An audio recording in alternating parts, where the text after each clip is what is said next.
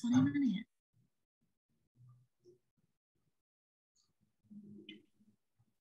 Assalamualaikum warahmatullahi wabarakatuh.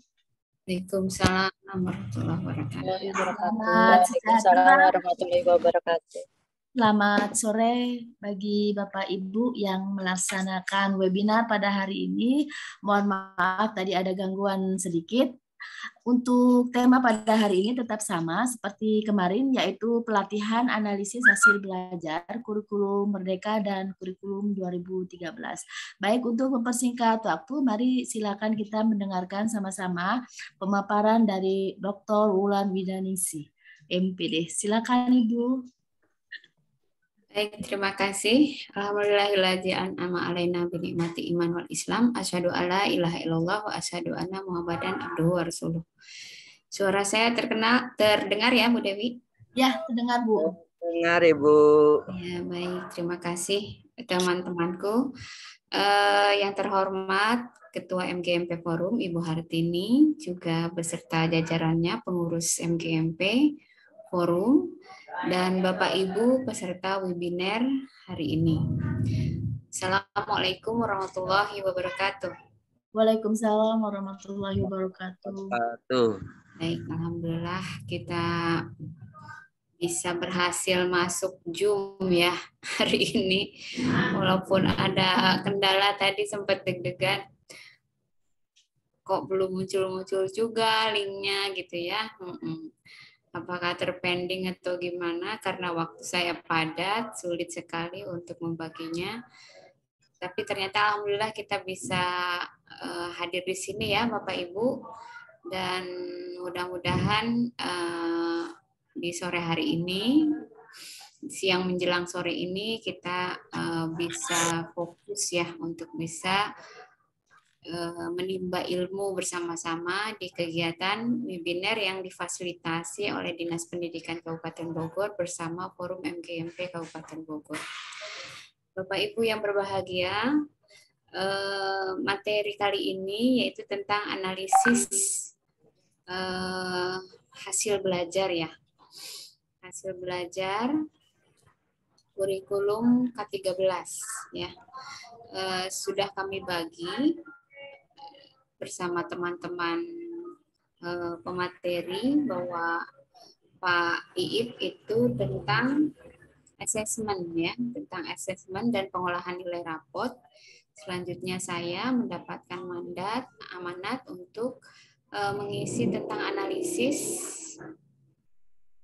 hasil belajar ya, termasuk analisis ulangan dan analisis butir soal ya. Kemudian Pak Darno dan Ibu Yoyo itu mengisi materi tentang kurikulum Merdeka. Baik, izin share ya Bapak Ibu.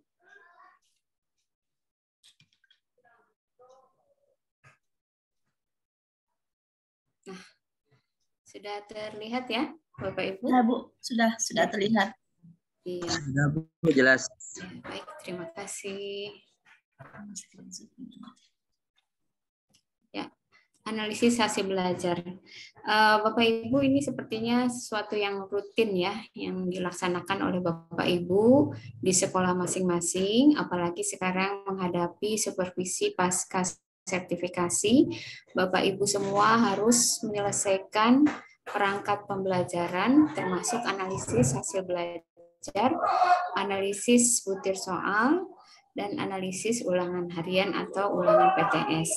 Nah, di sini saya ingin menjabarkan lebih jauh bagaimana kegunaan dari analisis hasil belajar ini, serta kontribusinya bagi kita sebagai guru untuk mengevaluasi kegiatan pembelajaran kita. Nah, Bapak Ibu, analisis belajar agenda kita kali ini yaitu tentang penilaian hasil belajar. Apa sebenarnya itu penilaian hasil belajar, lalu analisis hasil belajar, dan analisis butir soal.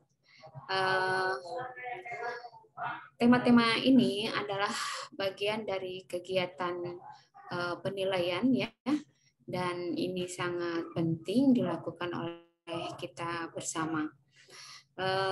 Penilaian hasil belajar itu sebenarnya di K13 memiliki panduan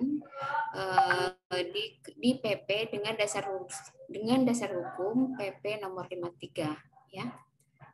Dasar hukumnya Peraturan Menteri Pendidikan dan Kebudayaan Republik Indonesia nomor 53 tahun 2020. Semuanya masih merujuk pada PP ini.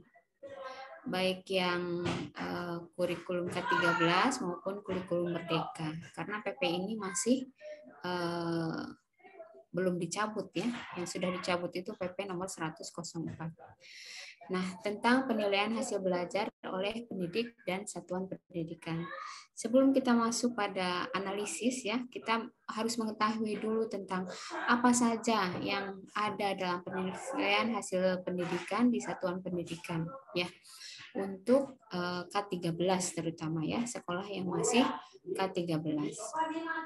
Nah, definisi penilaian hasil belajar itu adalah bahwa penilaian hasil belajar merupakan proses pengumpulan informasi data tentang capaian pembelajaran dari peserta didik dalam aspek sikap, aspek pengetahuan, dan aspek keterampilan yang dilakukan secara terencana dan sistematis dan berguna untuk memantau proses dan kemajuan belajar serta perbaikan hasil belajar melalui penugasan dan evaluasi hasil belajar.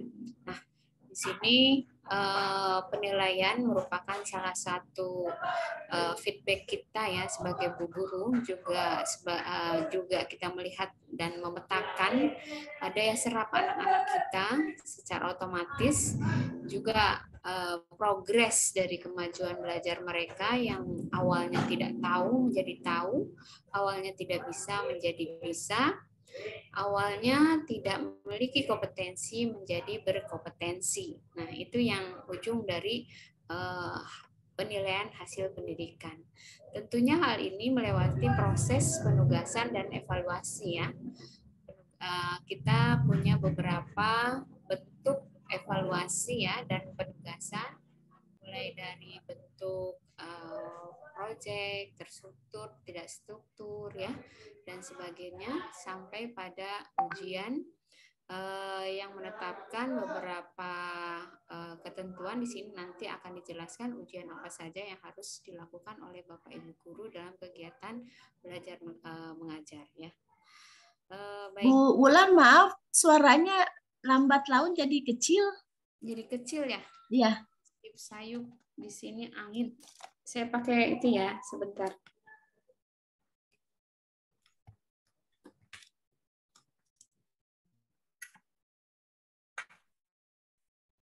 Oh, di atas berarti.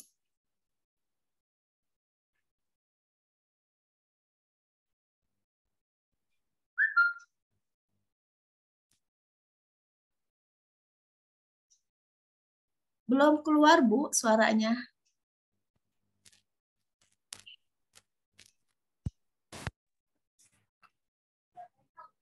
Bentar, Bu. Aduh.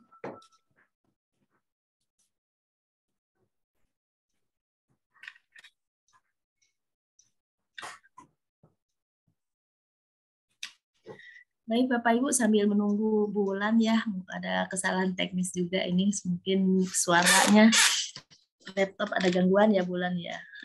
Bapak Ibu gimana, SKP-nya lancar ya? Bapak Ibu, SKP-nya lancar semuanya, Bapak Ibu? Ada yang belum, Bu. Oh, ada yang belum? Iya, itu gimana ya, Bu? Udah ditutup ya? Oh, insya Allah lah, Bu. Nanti November lah kan, nanti dibuka lagi ya. November kapan? Bukan kan November, Bu. Bukan, maksudnya nanti di dalam untuk apa penilaian yang November itu kan nanti dibuka tuh. Nah, nanti saat penilaian November dibuka, mungkin kesempatan kita untuk melanjutkan yang kemarin masih tertunda gitu, Pak. Ya, masih bisa ya, Bu ya?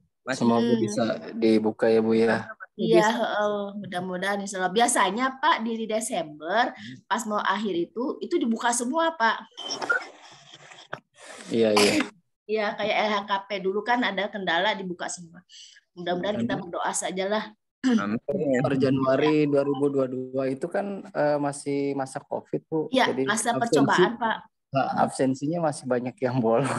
Iya. Siswa juga. Jadi masih bingung isinya juga. Iya, iya. Teknis pembelajaran tetap kan melalui via daring. Iya. Baik. Gimana, Bu Bulan, Dewi sudah terdengar? Ya, sudah terdengar. Silakan Bulan dilanjut. Ya, baik. Ya, LHKP ya. Pengawas juga belum ditutup. Aduh, ininya informasinya mendadak lagi ya. Tapi semangat ya Bapak Ibu buat laporan. Baik, ini ruang lingkupnya, ruang lingkup kegiatan penilaian itu lingkup penilaian hasil belajar oleh pendidik mencakup aspek sikap, aspek pengetahuan, aspek keterampilan. Lingkup nilai hasil belajar oleh satuan pendidikan mencakup aspek pengetahuan dan aspek keterampilan. Mungkin untuk di kurikulum Merdeka itu ya aspeknya hanya satu ya, yaitu pengetahuan dan keterampilan dijadikan satu, sedangkan aspek karakter itu di kegiatan proyek ya. Nah, ini lingkupnya masih sama karena nanti maupun kurikulum Merdeka, baik kurikulum K13 atau kurikulum Merdeka, analisisnya sama menggunakan koefisien korelasional ya, untuk melihat analisis ketuntasan belajar siswa. Nah, baik. Untuk penilaian hasil belajar menurut Undang-Undang 53 ini itu apa saja dan kapan dilakukan ya. Nah, untuk perencanaan strategi penilaian oleh pendidik dilakukan pada saat penyusunan rencana pelaksanaan pembelajaran atau DRPP. Kalau di Merdeka Belajar itu di modul ajar ya. Nah, di modul ajarnya sudah tergambar strategi atau rubrik apa yang dipergunakan untuk penilaian hasil belajar, baik itu untuk sikap, pengetahuan maupun keterampilan. Ya, sama di modul ajarnya juga harus tergambar rubrik apa yang bisa dipergunakan atau LK apa yang bisa dipergunakan untuk bisa mereview penilaian hasil belajar siswa ya, mereview perkembangan belajar siswa ya. Nah, di situ di RPP atau di modul ajar sudah jelas termaktub ya, baik terstruktur maupun tidak terstruktur. Kemudian penilaian hasil belajar oleh pendidik dilakukan untuk memantau proses kemajuan belajar dan perbaikan hasil belajar melalui penugasan, pengukuran, pencapaian satu atau lebih kompetensi dasar. Nah, Bapak Ibu, biasanya kemajuan belajar itu akan terilis atau terlihat setelah kita melakukan formatif ya. Formatif itu ulangan ya. Atau juga bisa dengan melakukan penugasan karena di kurikulum Merdeka tidak harus ada formatif ya. Tetapi jika cukup dengan nilai penugasan itu bisa dilaksanakan, bisa dicukupkan. Nah, kemudian di situ pasti ada ekses ya, ada ekses siswa yang harus remedial dan siswa yang melaksanakan pengayaan karena belum tercapainya kompetensi dasar. Nanti dijelaskan di bagian selanjutnya. Nah, yang C ya, kita langsung saja. Penilaian aspek sikap dilakukan melalui observasi, pengamatan sebagai sumber informasi utama dan pelaporannya menjadi tanggung jawab wali kelas atau guru kelas ya. Nah, jadi penilaian sikap itu dilaksanakan pada kegiatan proses pembelajaran dengan menggunakan rubrik sikap gitu ya, penilaian sikap, atau bisa oleh wali kelas yang mengetahui tentang karakteristik siswa di kelasnya, kelas binaannya, dan itu penilaian sikap jika di kurikulum Merdeka Belajar itu lebih bisa terpantau lewat kegiatan proyek ya. Jadi karakter apa yang kira-kira yang diambil dalam kegiatan proyek. Kemudian substansi lainnya bahwa hasil penilaian mencakup sikap oleh pendidik, disampaikan dalam bentuk predikat atau deskripsi ya. Jadi di K13 kita mengenal dua penilaian ya, dua bentuk penyampaian penilaian berupa predikat atau angka, juga berupa deskripsi atau narasi ya, yang sudah disetting sebelumnya di dalam e-raport ya. Kemudian penilaian aspek pengetahuan dilakukan melalui tes tertulis, tes lisan, dan penugasan sesuai dengan kompetensi yang dinilai. Ini pengetahuan ya. Kemudian penilaian keterampilan dilakukan melalui praktek produk, proyek, portofolio, dan teknik lain sesuai dengan kompetensi yang dinilai. Ini K13 ya Bapak Ibu. Untuk Merdeka Belajar mungkin disatukan ya antara nilai pengetahuan dan nilai keterampilan. Kemudian hasil penilaian pencapaian pengetahuan dan keterampilan oleh pendidik disampaikan dalam bentuk angka atau deskripsi, tadi sudah disampaikan juga di awal. Hasil rapotnya ya, rapotnya dua-duanya yang kita terima, yaitu nilai angka dan nilai deskripsi. Peserta didik yang belum mencapai KKM harus mengikuti pembelajaran remedi. Nah inilah nanti hubungannya analisis itu dengan kegiatan tindakan remedial atau program remedial atau program pengayaan. Apakah itu harus dilakukan? Jelas ya, jadi program remedi itu kadang-kadang terlewatkan ya oleh kita. Tetapi sebenarnya untuk kegiatan sekolah yang masih menggunakan K13 ya, yang misalnya saat ini kelas 8 dan kelas 9-nya masih kelas 13, kelas 7-nya sudah Merdeka Belajar, kegiatan remedial untuk siswa yang masih K13 itu menjadi wajib karena KD yang disuguhkan pada K13 saat ini adalah KD-KD yang esensial. KD esensial yakni KD yang dianggap penting saja yang dipilih ya, sehingga guru memiliki banyak waktu untuk menuntaskan atau menggenapkan nilai siswa sesuai dengan standar KKM ya. Nah, jadi program remedial menjadi sangat penting dan harus ada. Kalau dulu KD-nya masih KD yang gemuk ya, tapi untuk tahun ini KD-nya sudah KD esensial. Kadang bahasa Indonesia juga satu semester itu 3 KD ya, kompetensi dasar. Kalau dulu kan masih 8 ya, sekarang sudah 3 gitu ya, sudah 4 gitu ya, sesuai dengan yang kita pilih. Jadi untuk mengintensifkan atau untuk meningkatkan kualitas pengetahuan siswa itu bisa digunakan dengan bentuk remedi dan pengayaan. Ya, Bapak Ibu. Nah, ini mekanisme penilaiannya ya. Jadi pertama kita menyusun rencana penilaian yang di RPP itu ya. RPP kita plotkan apa kegiatan penugasan, kegiatan LK, juga penilaian untuk formatifnya. Pasti kita akan menyisihkan di RPP atau di modul ajar itu format soal yang berhubungan dengan formatif maupun sumatif. Kemudian menetapkan menetapkan KKM yang kedua ya. Jadi mekanisme penilaian ini kedua menetapkan KKM di awal tahun sudah kita tetapkan kira-kira yang cocok atau yang pas, yang cocok atau yang merupakan standar KKM untuk mapel kita itu berapa, misalnya 75 atau 76 gitu ya. Adapun menurut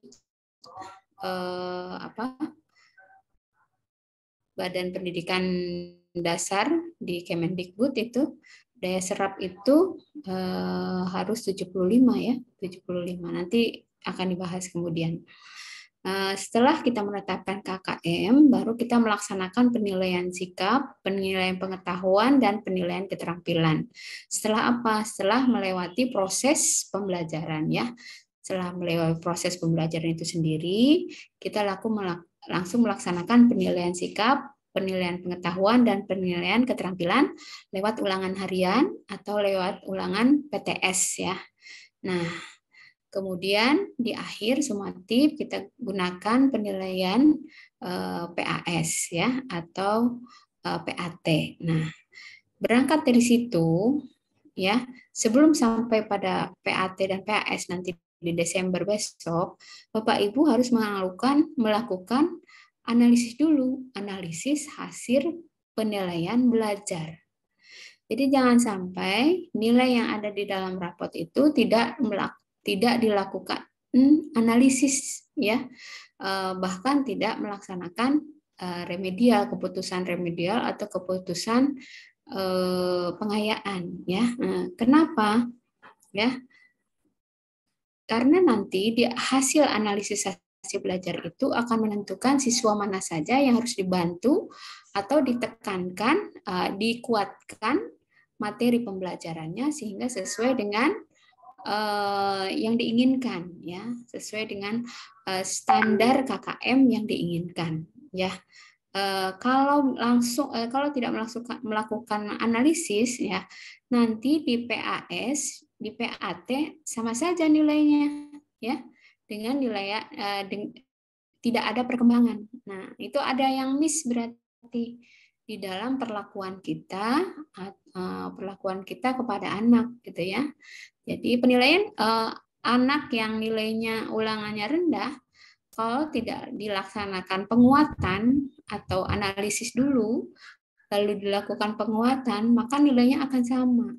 Yang salah bukan anaknya, tetapi kita yang melewatkan satu fase, yaitu melakukan analisis, ketuntasan, kemudian melakukan remedial, tidak melakukan remedial, gitu ya. Nah, oleh karena itu pelayanan prima itu sangat penting untuk kita. Kebetulan juga kegiatan KD kita juga esensial ya. Saya kira masih banyak waktu, ada waktu luang untuk bisa melakukan analisis ya.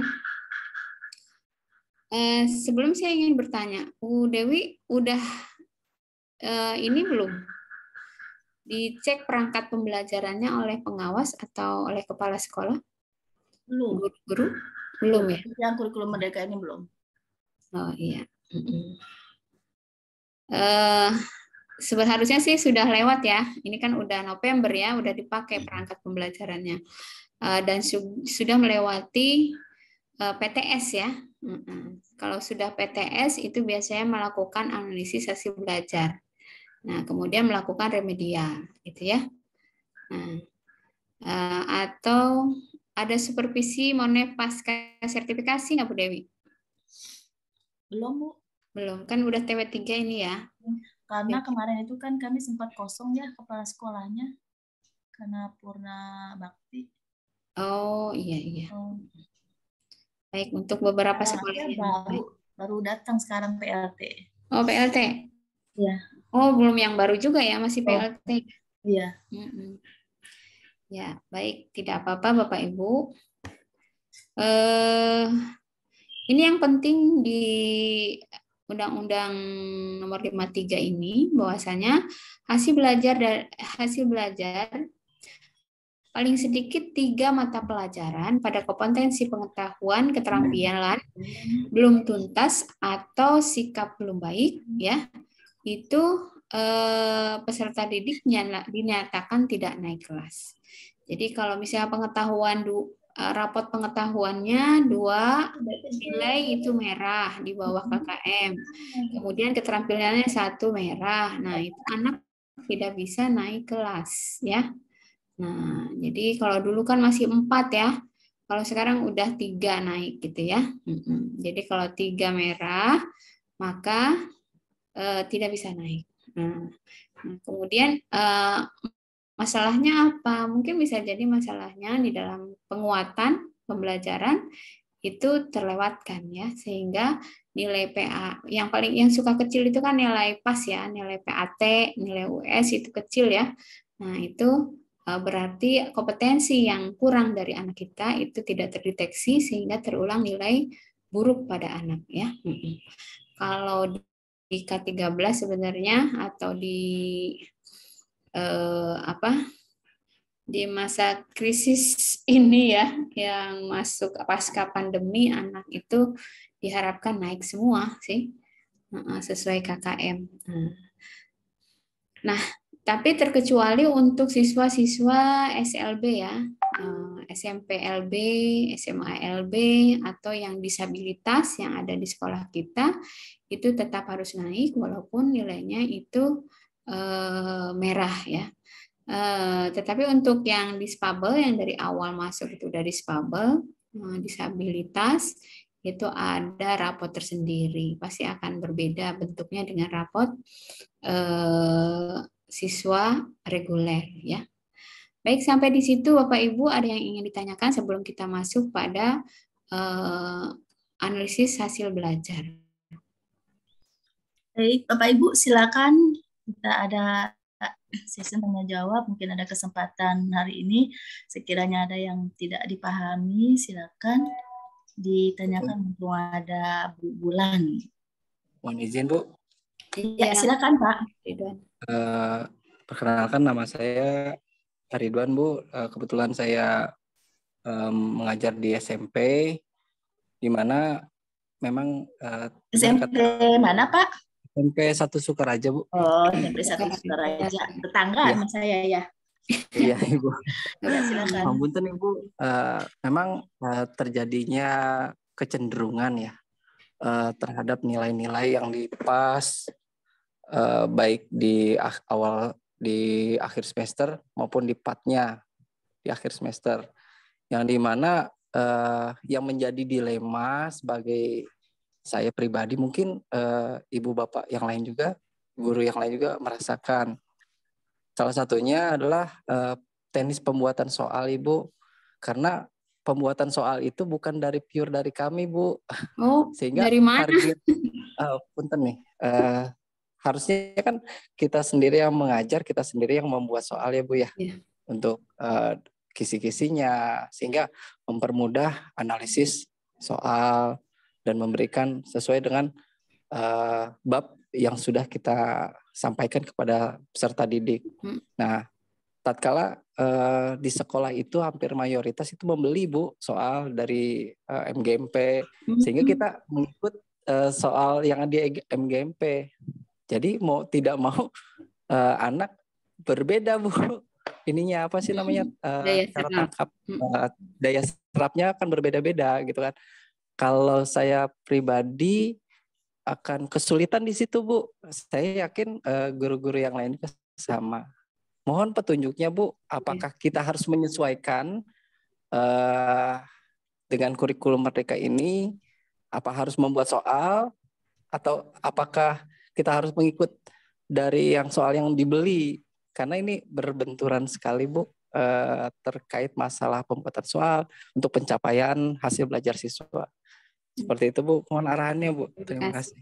Pak Ridwan, mapel apa ya? Saya PPKN Bu. PPKN. Kemudian sekolahnya sudah Merdeka Belajar? Sampai saat ini belum. Karena baru 1 orang kan grup penggerak nih. Baru kita mau merintis kurikulum Merdeka Belajar. Selama ini hingga hari ini pun masih dilakukan ya kurikulum 2013 Ibu. 13 ya, baik, terima kasih ya Pak Ridwan. Ini mencoba menjawab ya realitas yang ada di lapangan ya.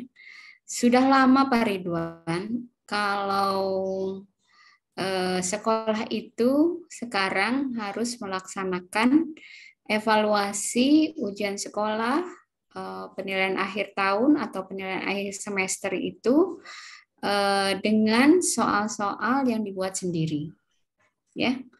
Ujian sekolah pun buat sendiri, nggak beli ya Bu Dewi? Ya.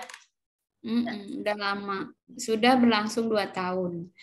Karena ujian nasional itu sudah selesai di tahun 2018 ya, kalau tidak salah. 2019, 2020, 2021 itu sudah melaksanakan ujian sekolah mandiri ya. Jadi ujian sekolah saja sudah sendiri yang menentukan kenaikan kelulusan ya. Apalagi untuk PAT, PAS juga masih pasti sendiri gitu. Kemudian peran MGMP ya, peran MGMP itu juga sudah lama karena saya pribadi itu ketua MGMP sebelum Bu Dewi di wilayah tengah. Kami MGMP sudah tidak lagi menulis soal ya Bu Dewi. Iya. Ya, sudah lama, sudah dari 2000 terakhir 2018 ya, 2019 Itu aja pas rasa COVID ya Bu ya. COVID ya, 2019 itu sudah tidak membuat soal untuk tingkat kabupaten ya. Jadi diserahkan soalnya ke sekolah masing-masing. Walaupun nantinya ada inisiatif dari MGMP wilayah gitu ya membuat soal sendiri, tetapi sifatnya tidak wajib. Sifatnya hanya sebagai fasilitas ya memfasilitasi saja soal-soal standar yang dibuat oleh MGMP. Jadi memang benar Kak, tapi kalau PGRI itu masih ya. Kalau beli soal itu masih sekolah-sekolah swasta PGRI sekolahnya masih kalau tidak salah ya, karena salah satu binaan saya sekolah PGRI itu soal itu masih membeli gitu ya. Nah, memang perlu adanya koordinasi bersama pihak terkait ya, terutama kepala sekolah ya dalam penentu kebijakan di sekolah itu untuk tidak lagi membeli soal dari luar. Tetapi silahkan membuat sendiri, terutama guru-guru yang guru-guru inti ya, yang memiliki kompetensi baik di sekolah, itu untuk membuat secara bersama-sama lewat MGMP rumpunnya di sekolah, menyusun standar evaluasi untuk ujian PAS, PAT, dan US gitu. Begitu ya Pak Ridwan. Jadi keluhan ini silahkan disampaikan saja kepada PKS maupun kepala sekolah bahwa kebutuhan untuk bisa membuat alat evaluasi sendiri oleh guru itu sangat penting karena yang mengetahui karakter serta tingkat kognitif anak-anak kita adalah gurunya sendiri. Tapi terlepas dari itu, memang kita juga harus punya standar ya, standar untuk soal-soal yang akan diberikan pada anak ya. Tentunya kalau sudah sesuai KD-nya, soal-soal yang bergulir akan sama dengan soal-soal di sekolah lain yang standarnya minimal sama, misalnya negeri gitu ya. Karena KD-nya sudah sama, ya, jadi tidak dibuat jadi lebih mudah misalnya gitu kan, ya, tidak ya tetap kan karena ketentuan soal itu tetap saja 25 soal sukar, 50 soal sedang, 25 soal mudah. Nah, sepertinya kalau mengikuti kegiatan MGMP akan mendapatkan pengetahuan tentang cara pembuatan soal ya. Ya Bu Dewi ya, di MGMP itu selalu disampaikan cara menyusun soal ya, apalagi yang terbaru saat ini yang saya berikan di kegiatan forum sebelumnya, yaitu soal-soal kita harus berbasis analisis kompetensi minimum, berbasis literasi dan numerasi. Itu saja mungkin tambahannya untuk soal-soal yang akan datang, baik itu kurikulum merdeka maupun kurikulum K13 harus berbasis AKM. Mengapa harus berbasis AKM? Karena tidak akan tuntas rapot pendidikan kita ya kalau guru-gurunya masih polanya yang lama membuat soal itu ya, tidak berbasis AKM. Jadi nilai rapotnya pasti merah terus, literasinya merah, numerasinya merah karena tidak mengalami perkembangan karena kita tidak terbiasa memberikan soal-soal AKM pada anak itu. Ya Pak Ridwan, semangat ya. Baik Ibu, terima kasih. Mungkin nanti akan saya sosialisasikan dulu ke kepala sekolah sehingga bisa diakomodir oleh MKKS kali Ibu ya. Jadi untuk pelaksanaan penilaian atau pembuatan soal hingga analisis nanti diserahkan oleh penanggung jawab guru mapelnya masing-masing atau guru yang diampunya. Seperti itu kali ya Bu ya? Ya, guru inti, betul-betul. Oke, turnuhun Ibu. Ya, turnuhun Pak Ridwan. Ya, terima kasih Pak Ridwan. Mungkin ada kesempatan yang lain, Bulan, untuk sesi pertanyaan dari Kita Bapak Ibu. masuk ini dulu ya. Masuk ke materi lagi. Materi dulu ya, Bu ya. Ya, silakan Bulan. Karena kita sebenarnya belum masuk ke materinya ya. Kita hanya membahas tentang ketentuan Undang-Undang Nomor 53 ya tentang penilaian. Baik Bapak Ibu, ini hasil belajar ya. Analisis hasil belajar.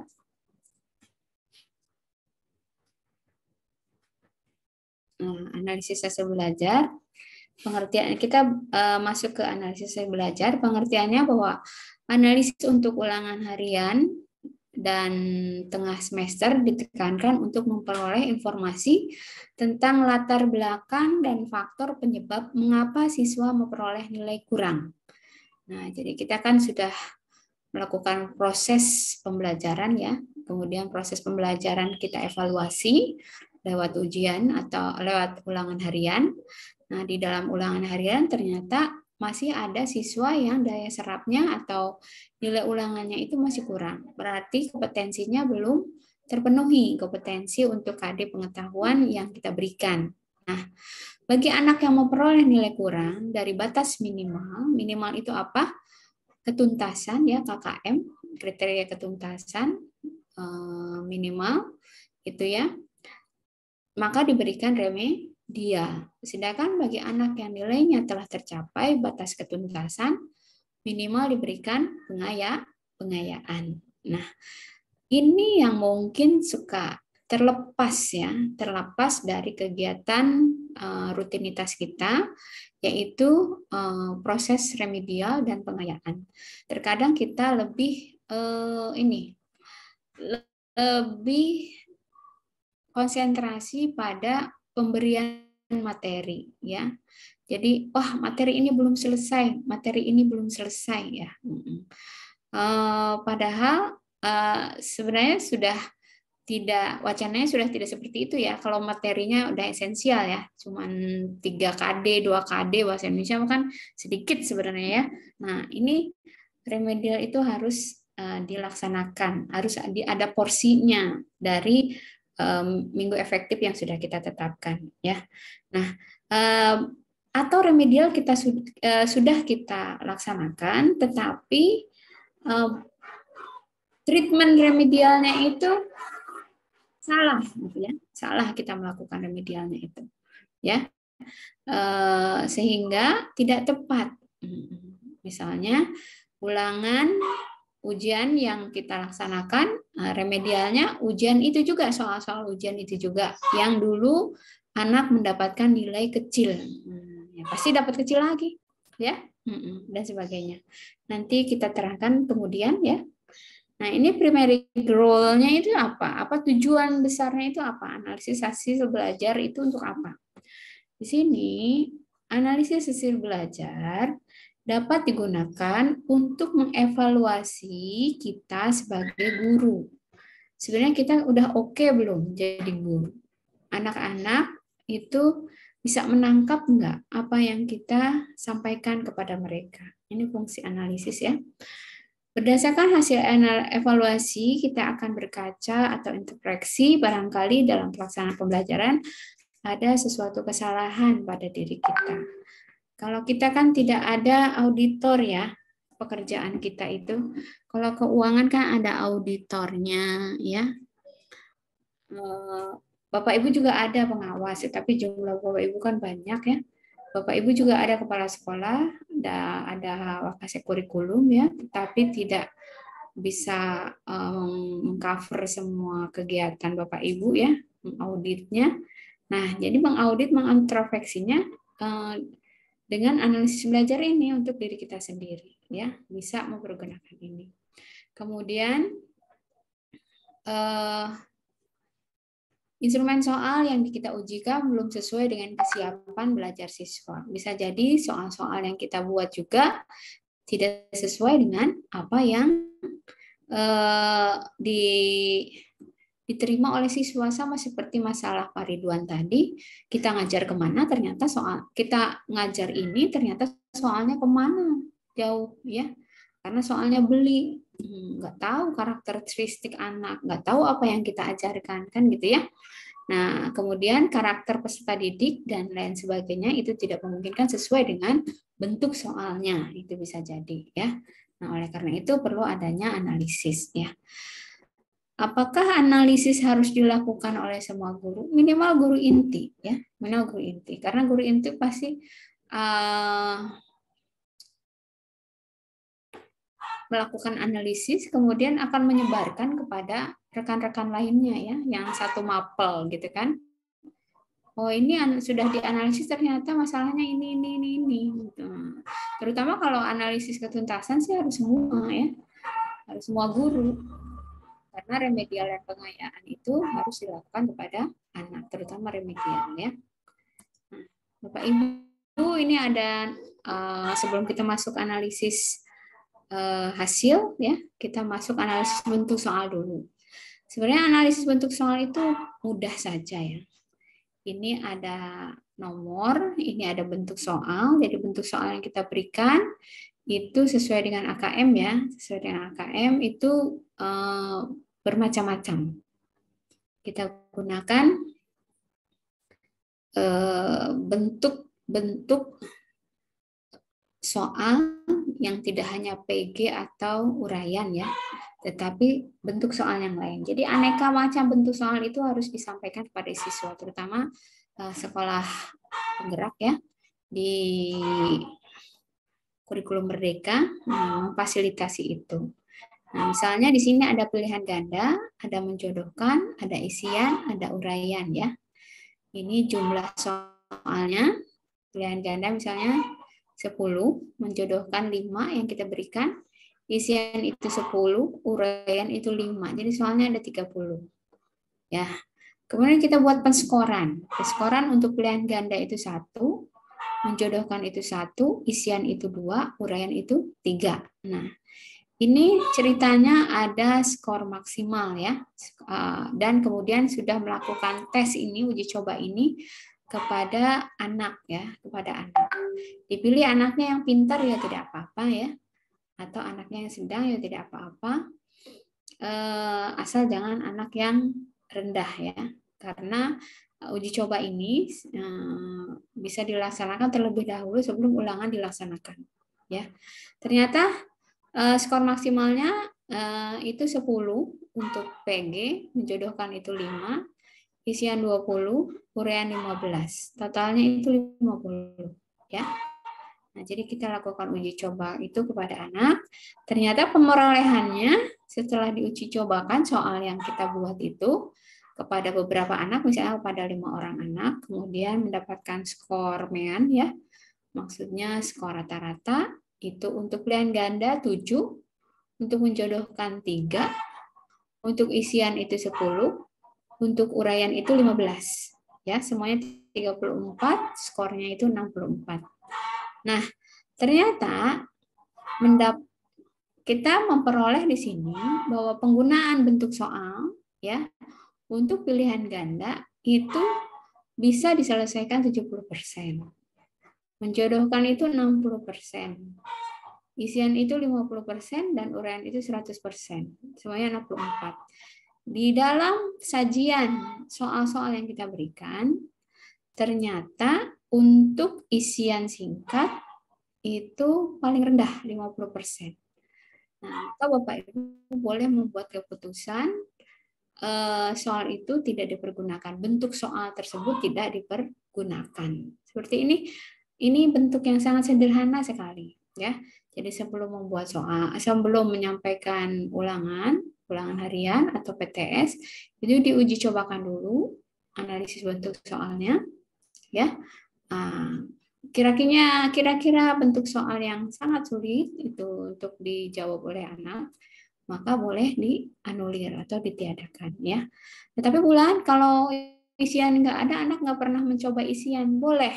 Bisa jadi narasi dari isian tersebut terlalu sulit, ya harus diubah. Nah, agar apa? Agar nilai yang bisa dijawab oleh anak itu lebih dari 50%. Ya, untuk anak yang pintar atau anak yang sedang. Baik, selanjutnya ya. Nah, ini untuk bentuk soal ya. Nah, kalau untuk analisis analisis ketuntasan ya. Analisis ketuntasan, saya yakin teman-teman sudah tahu. Nanti saya berikan ininya ya, apa sih aplikasinya. Jadi bisa nanti tinggal input saja teman-teman di situ, lalu akan memperoleh nilainya sendiri ya. Atau lewat manual, lewat Excel juga bisa ya, lebih mudah. Mekanisme analisis di sini, analisis soal mengetengahkan hasil jawaban siswa dalam kelas sampel. Jadi Bapak Ibu sudah melaksanakan ulangan dulu di kelas sampel ya, kelas sampel. Pilih kelas sampel yang kira-kira jumlah siswa dengan nilai tertingginya itu banyak, ya kelas sampel. Baik kelas sampel, baik jawaban pilihan ganda maupun jawaban uraian dalam bentuk tabel analisis. Oh maaf, kelas sampel itu kelas yang ideal ya, di mana jumlahnya itu ada siswa yang rendah, ada yang sedang, dan ada yang pandai gitu ya. Kemudian selanjutnya akumulasi skor nilai, jadi ada ketetapan akumulasi skor nilai, jadi nilainya itu sudah dikumpulkan ya. Semuanya sudah dinilai. Kemudian penetapan ketuntasan, tuntas atau tidak tuntas, ya. Kemudian penetapan tidak lanjut remedial atau pengayaan. Kemudian menetapkan soal penguatan yang menunjukkan bagian kompetensi yang memerlukan penguatan kembali, ya. Kemudian ada contoh analisis di sini ya, contoh analisis soal yang soal PG ya, 10. Itu soal uraian 2, PG-nya bobotnya 1, uraiannya 5. Jumlah siswanya ada 22. Ini ya Bapak Ibu contoh ya. Ini hanya sekedar contoh saja. Ini kolomnya seperti ini untuk membuat analisis ulangan harian misalnya ya. Ulangan harian soalnya 10 ini misalnya untuk PG. Nah, ini nama siswa, nomor nama siswa. Kemudian ini nomor soal. Dituliskan 1 sampai 10 kan untuk PG ya. Nah, ini 1 sama 0 itu diisi jika jawaban siswa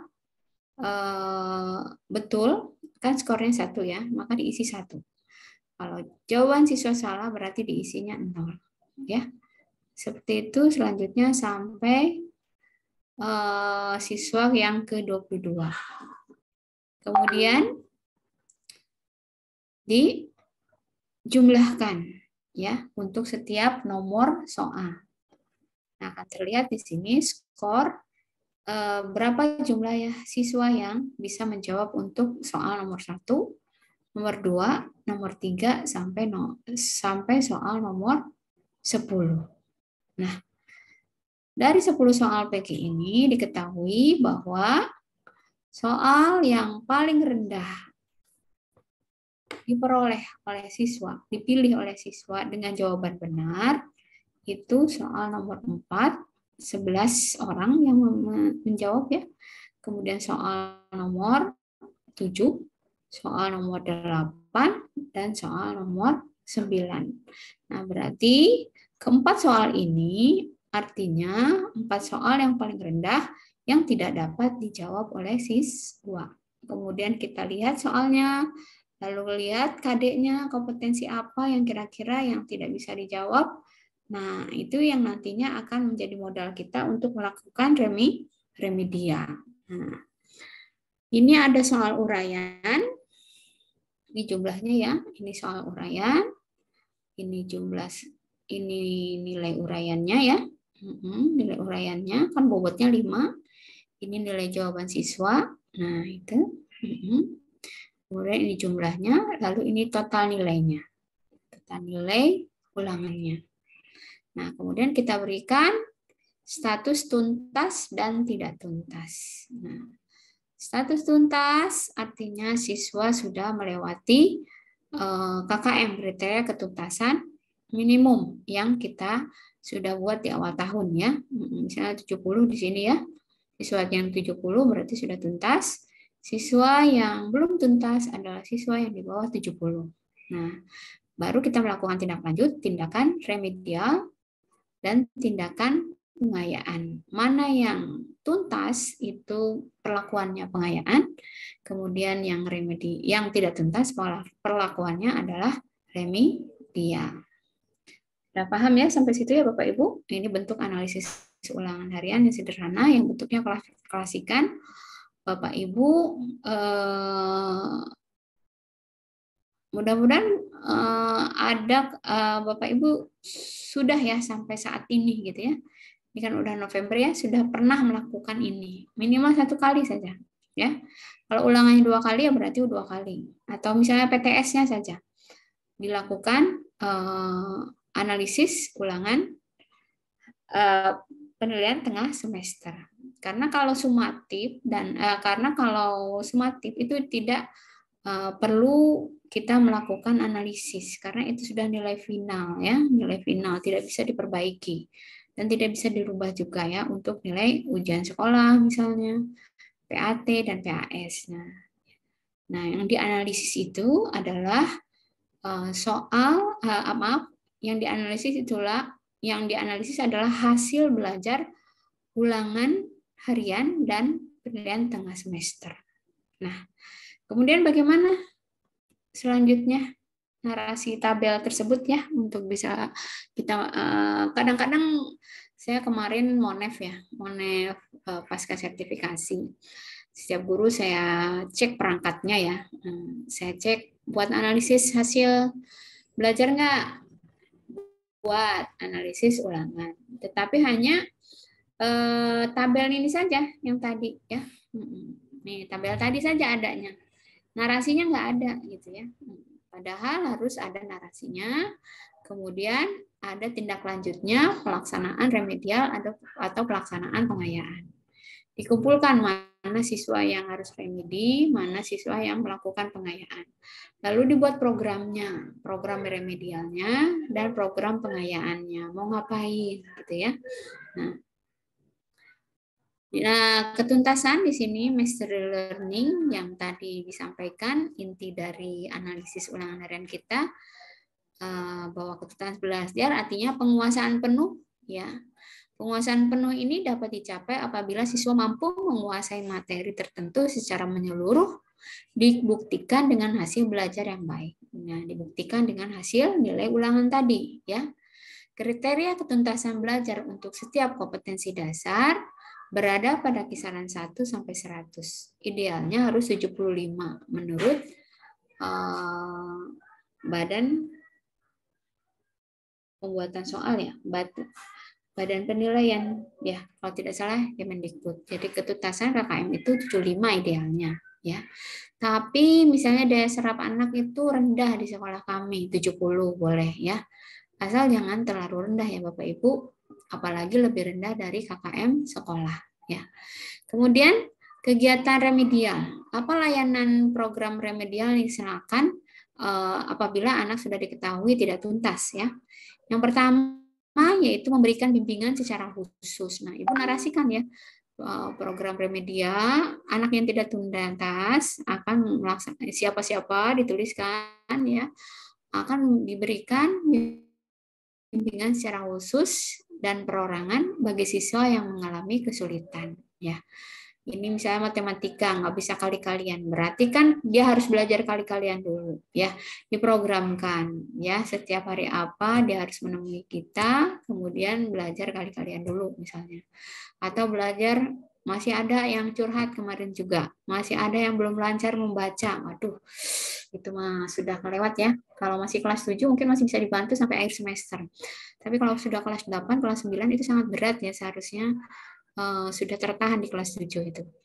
Nah, kemudian yang B, memberikan tugas-tugas atau perlakuan secara khusus yang sifatnya menyederhanakan dari pelaksanaan pembelajaran. Nah, tadi kembali ke kolom yang ini ya, kita kan sudah menemukan nomor-nomor apa saja yang rendah dijawab oleh siswa. Nah, berhubungan dengan KD yang mana? Itu kita kupas kembali. Jadi yang di remedial itu bagian yang terendah saja. Inilah gunanya analisis ya. Jadi remedial itu tidak harus semua nomor, semua KD kita berikan kembali, tetapi soal yang sulit dijawab oleh siswa, yang berhubungan dengan soal yang berarti berhubungan dengan KD yang mana yang tadi. Ya. Jadi remedial itu penugasan itu tidak harus semua KD lagi kita berikan, tetapi cukup KD mana yang merupakan bagian tersulit yang tidak bisa dijawab oleh siswa. Nah, itu saja. Kemudian, program layanan remedial pun itu tidak langsung memberikan soal kepada anak, tetapi memberikan dulu pengayaan dulu, penguatan dulu, ya. Jadi kita ngajar dulu, gitu, belajar dulu tentang KD yang terendah itu, ya, tentang kompetensi dasar yang tidak mudah untuk diserap oleh anak, kita terangin dulu, kemudian udah kita terangin, baru kita berikan soal yang sama atau soal yang hampir mirip ya, atau dimodifikasi substansinya isinya sama ya. Nah, yang mana? Yang bagian-bagian tersulitnya aja yang tadi yang sudah kita analisis yang rendah ya, seperti itu. Kemudian materi program remedial diberikan pada kompetensi dasar yang belum dikuasai siswa. Yang tadi yang saya jelaskan ya. Saya tadi terburu-buru menyerangkannya, padahal itu ada di bagian C ya. Yang memang sulit untuk bisa ditangkap oleh siswa. Kemudian pelaksanaan program remedial dilakukan setelah siswa mengikuti tes ya. Setelah ulangan langsung melaksanakan program remedial. Kemudian program remedial itu perlu biaya, bisa dialokasikan dari dana BOS ya, ada bisa dimunculkan itu di Arkas itu untuk program remedial. Misalnya berapa mapel yang remedial dibuat ininya jadwalnya, nah itu bisa ya. Jadi program remedial secara formal bisa diregulerkan kegiatannya setelah pembelajaran ya, atau melesap dalam kegiatan pembelajaran kita, dan jika memerlukan biaya fotokopi atau sebagainya bisa dibantu sebenarnya ya, dialokasi dana BOS, kita bisa minta ke bendahara. Nah, kemudian bagaimana untuk siswa-siswa yang sudah tuntas? Nah, tentunya tidak bisa diabaikan ya dalam pembelajaran. Kalau ada yang remedial, pasti ada yang dilakukan pengayaan. Kecuali kegiatan remedialnya setelah pulang sekolah ya, pengayaan bisa saja tidak dilakukan karena bisa pulang anak. Tapi kalau bagus, kalau ada yang remedial maka ada yang pengayaan. Nah, pengayaan ini, pelayanan program pengayaan dilaksanakan dengan cara satu, memberikan bacaan tambahan atau diskusi yang bertujuan untuk memperluas wawasan yang masih dalam lingkup seputar KD yang dipelajari. Ya, jadi kita buat LK, anak berdiskusi tentang apa yang dibaca. Ya, nah kalau bisa ini ya, pengayaan itu materinya itu tidak ada di dalam buku paket atau tidak ada di dalam KD, tetapi masih berhubungan lah gitu ya. Jadi sifatnya hanya menambah pengetahuan. Ya. Walaupun nanti ada evaluasi, tetapi evaluasinya tidak dinilai dengan predikat, nilainya dengan huruf ya, A, B gitu ya. Nah, karena itu hanya bagian dari penambahan kompetensi pengetahuan anak ya, pengetahuan anak. Kemudian memberikan tugas untuk melakukan analisis grafik, model ya, bacaan, paragrafnya. Jadi bentuknya analisis gitu ya, jadi lebih ke pemikiran ya, analitik ya, C4 ya. Kemudian memberikan soal-soal latihan tambahan yang bersifat pengayaan, bisa ditambah dengan soal-soal. Membantu guru dalam rangka membimbing teman-teman yang belum mencapai ketuntasan, ya, misalnya berdiskusi, menjadi tutor diskusi, untuk siswa-siswa yang remedi ya sebelum dilakukan tes remedialnya. Kemudian materi pengayaan diberikan sesuai dengan KD yang dipelajari. Nah, sesuai ya, boleh pengayaan itu sesuai dengan KD yang dipelajari, tetapi perluasannya gitu ya, perluasannya. Terutama tentang hal-hal yang grace atau hal-hal yang baru gitu ya, yang terjadi yang di luar dari buku paket tersebut. Program pengayaan dilaksanakan setelah mengikuti tes ujian, yaitu tadi ya dilakukan berbarengan dengan remedial. Jika anak yang tuntas itu pengayaan, anak yang belum tuntas itu remedial. Nah, baik, itu analisis hasil belajar sederhana ya, Bapak Ibu.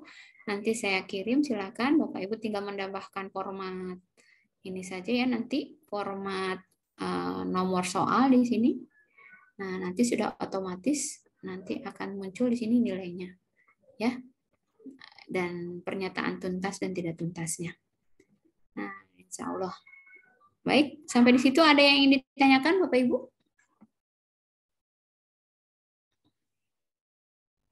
Mudah kan ya? Sudah pernah melaksanakan kan ya? Di kolom chat Bu Ulan ada pertanyaan. Bu Dewi? Ya, di kolom, silakan Ibu. Di kolom chat kayaknya ada pertanyaan nih. Oh, ya sebentar. Nah, ini Bu Ulan ada pertanyaan. Ingin izin bertanya dari Bu Rani Kusuma Dewi, yaitu pertanyaannya terkait KKM, apakah proses penentuan KKM di kurikulum Merdeka, apakah masih sama seperti kurikulum 2013? Baik. Langsung dijawab Bu Dewi? Ya, langsung Baik. Bu Ulan dijawabnya. Terkait KKM, apakah proses penentuan KKM di Merdeka Belajar itu sama dengan di K13? Di Merdeka Belajar sudah tidak ada KKM ya Bapak Ibu. Jadi di Merdeka Belajar tidak ada KKM, tetapi ada namanya KKTP. KKTP. Kriteria ketuntasan tujuan pembelajaran ya, KKTP. Nah, itu namanya KKTP. Nanti akan dibahas oleh Ibu Yoyo di hari Jumat. Ya. Mengapa Bu Ulan KKM sudah tidak ada di kurikulum Merdeka? Karena kita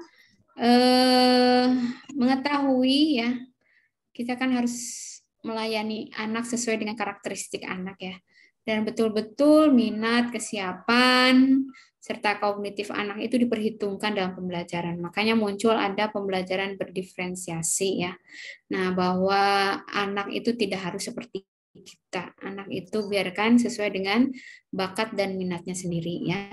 Jika anak memang dilahirkan misalnya seekor burung tidak bisa menjadi serigala. Demikian juga singa itu tidak bisa menjadi itik gitu ya. Jadi anak itu akan terlahir sesuai dengan kodratnya. Nah, jadi tidak ada lagi KKM ya.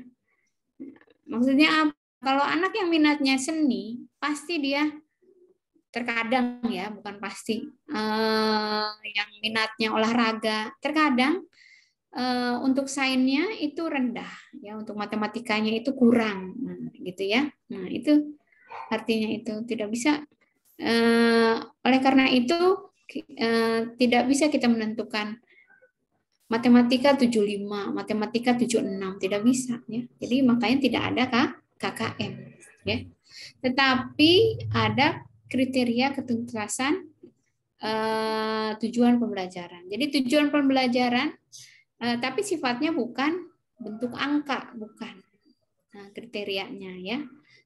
Akan lebih jelas nanti oleh Bu Yoyo bentuknya seperti apa. Yang pasti yang diinginkan, kompetensi yang diinginkan, yang sesuai yang kita pelajari itu sampai di mana. Nah, itu merupakan kesepakatan antara guru dan siswanya itu sendiri. Nah, tentunya setelah kita mengetahui latar belakang siswa ya, nah kan ada tes dulu ya, kalau tidak salah ada diagnostik dulu ya. Jadi kita lihat dulu karakteristik kita, baru kita menetapkan KKTP-nya disesuaikan dengan KD yang akan disampaikan ya. Di Merdeka Belajar tidak ada KKM ya, Bapak Ibu, dan kita akan lebih bebas lagi mengajar. Tidak terlalu dituntut. Ya, baik. Demikian, Bu Rani gimana? Sudah paham ya, Bu? Bu Rani? Oke, ini ada satu lagi nih, Bu Wulan.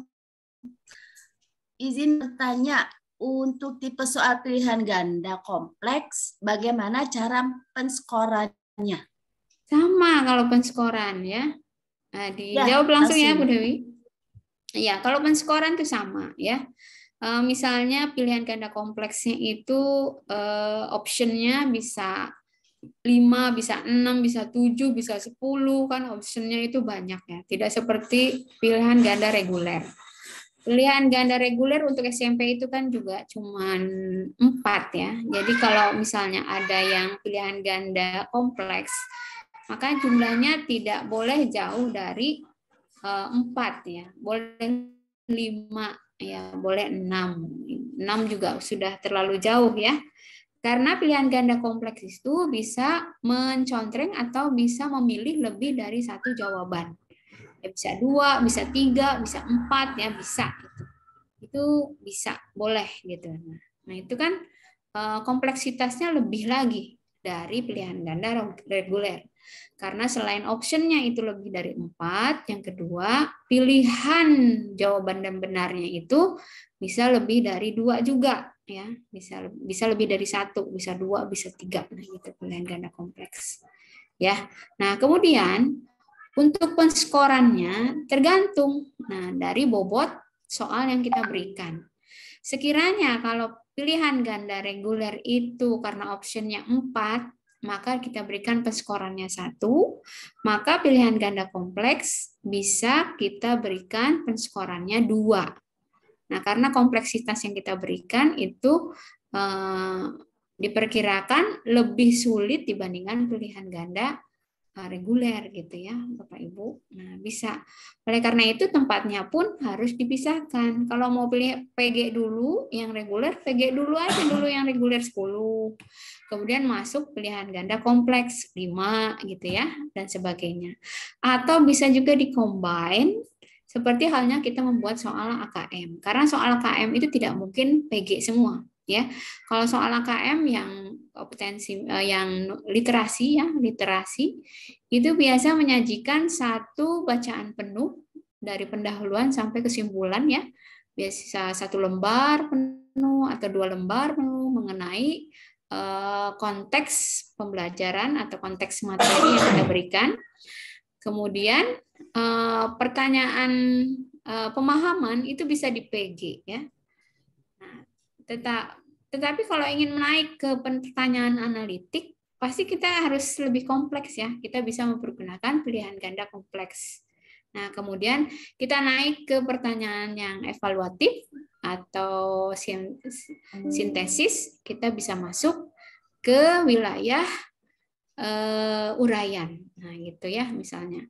Nah, jadi oleh karena itu perlu penskoran ya, penskoran kalau PG itu berapa, untuk kompleks itu berapa. Jadi silakan Bapak Ibu berinovasi dengan bentuk-bentuk soal serta bentuk-bentuk penilaian ya. Yang Pak ujungnya sih harus dianalisis pokoknya ya. Demikian Bu Dewi. Ya. Terima kasih. Ini Bu Riani ya, Bu Riani Faridasari yang tadi pertanyaannya Bu Ulan. Dari mana ya Bu Riani? Iya Bu, saya dari Fajar Dunia Cilengsi Ibu. Oh iya, sudah paham ya Bu? Tadi sudah dijelaskan oleh Bu Ulan. Iya, terima kasih banyak Ibu. Iya. Amin. Baik, Bapak Ibu masih adakah yang lain yang mau bertanya? Silakan. Oh, ini ada lagi pertanyaannya dari Ibu Tri Yuli, yaitu untuk pembuatan soal tadi kan ada pilihan ganda, mencocokkan isian sama uraian. Itu bagaimana kalau misalnya pembuatan soal itu tidak selengkap yang sudah dijabarkan tadi? Apakah di kurikulum Merdeka itu harus seperti yang Ibu jabarkan tadi? Karena saya melihat paling di soal untuk SD, kalau untuk SMP itu saya jarang menemuinya. Bu Tri Yuli Aryani mengajar di SD, Bu? SMP, Bu. Oh, SMP gitu. Mangga, Bu Ulan silakan dijawab. Ya, baik. Terima kasih ya Bu Tri ya. Ini on cam nih, resep kalau lihat on cam. Berarti semangat ya Bu Dewi. Ya, baik Bu Tri ya. Untuk bisa memilih soal itu bagaimana gitu, maksudnya bentuk soal ya, itu kan ada pilihan ganda, menjodohkan, uraian. Nah itu yang saya sampaikan tadi adalah ketika kita mau menganalisis bentuk soal yang akan disajikan kepada siswa ya. Jadi kadang kita bikin soal ya, tapi bikin soal itu langsung aja diberikan kepada siswa tanpa dianalisis dulu oleh kita, anak itu sanggup atau tidak itu menyelesaikan soal kita itu. Maka perlu kita melakukan uji coba. Nah, itu yang saya sampaikan, uji coba bentuk butir soal. Ya. Uji coba bentuk butir soal itu sangat berguna sekali untuk mengetahui siswa itu sanggup atau tidak menjawab soal tersebut. Ya, karena memang betul tuntutan untuk kurikulum Merdeka itu tidak hanya sebatas PG atau uraian saja. Boleh dengan mencocokkan dengan isian ya, atau dengan pilihan ganda kompleks itu boleh. Kenapa? Karena soal-soal AKM itu seperti itu. Jadi istilahnya kalau bahasa Sunda mah rupa-rupa bentuknya, nah gitu ya. Nah, tapi saya jarang melihat Bu, jarang menemui. Ya makanya dicoba dari sekarang. Nah, Bapak Ibu silakan mencoba berinovasi, merubah mindset bahwa ulangan itu tidak hanya bentuk PG saja dan uraian, tapi bisa dalam bentuk lain. Nah, disesuaikan dengan tuntutan contoh AKM ya.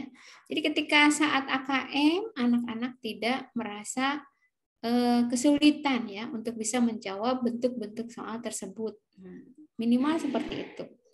Kemudian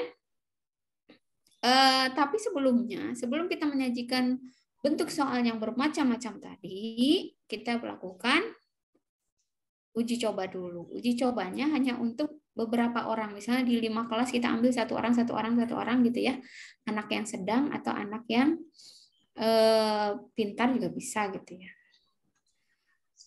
Hanya memang untuk kurikulum Merdeka ya tidak ada tuntutan sebenarnya, hanya kalau menurut saya itu bagus sekali jika aneka macam bentuk soal itu disampaikan kepada siswa kita ya, agar nilai ketuntasan agar terbiasa untuk bisa menjawab soal-soal yang ada di AKM yang menjadi penilaian bagi rapot sekolah kita gitu ya. Jadi ada progres maksudnya di situ. Demikian Bu Ratih. Ya, terima kasih Bu Ulan. Nah, Bu Tri Yuli sudah paham ya? Tadi sudah dijelaskan. Ya, atau mungkin masih ada pertanyaan lagi? Dicoba ya Bu Tri Yuli di macam kita kan eksplorasi resep kalau menurut saya, nyoba yang baru gitu. Ya, baik. Bapak Ibu silakan, masih ada yang lain. Waalaikumsalam. Siapa Bu? Ini butir soal Bu Dewi satu lagi ya. Oh ya, silakan Bu Ulan. Ya, analisis butir soal ya Bapak Ibu, satu lagi. Mohon izin. Nah, pekerjaan kita yang kedua yaitu menganalisis butir soal. Kegiatan kita padat ya Bapak Ibu, selain kita melaksanakan proses pembelajaran, di awal-awal tahun kita udah bikin rancangan pembelajaran ya RPP, kemudian kita masuk proses pembelajaran ya, lalu PTS ya sampai sekali. Astagfirullahaladzim.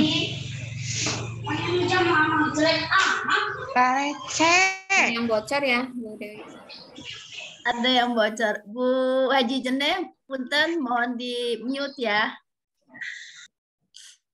Ya, oke, silakan Bulan. Baik, ya. Nah, jadi yang selanjutnya adalah membuat analisis butir soal. Analisis butir soal bisa dilaksanakan di akhir tahun ya, karena sifatnya itu evaluasi dari soal-soal dari bank soal yang kita miliki gitu ya, dari bank soal yang kita miliki yang nanti bisa dipergunakan untuk tahun yang akan datang misalnya, atau untuk kegiatan untuk evaluasi kegiatan yang selanjutnya. Baik.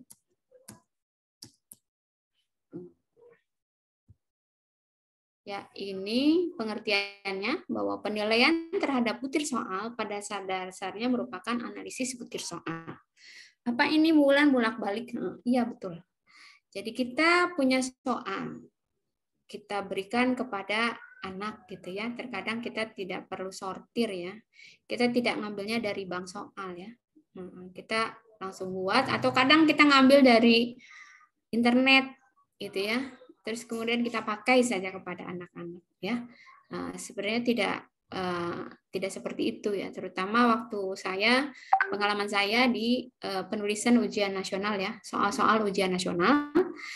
Nah, kami sebagai penulis ujian nasional itu membuat soal yang baru yang tidak ada dimanapun gitu ya, dengan narasi atau dengan sumber-sumber stimulus dari artikel-artikel terbaru, karena saya bahasa Indonesia ya.